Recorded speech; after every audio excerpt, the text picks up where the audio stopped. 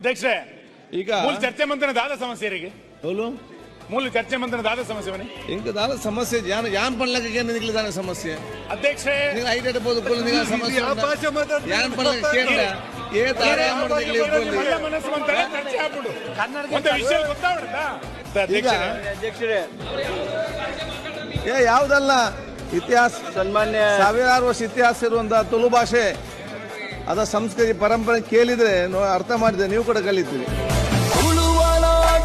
ಸಿರಿ ಚಾವಡಿ ಒಲಿ ಮಡಲ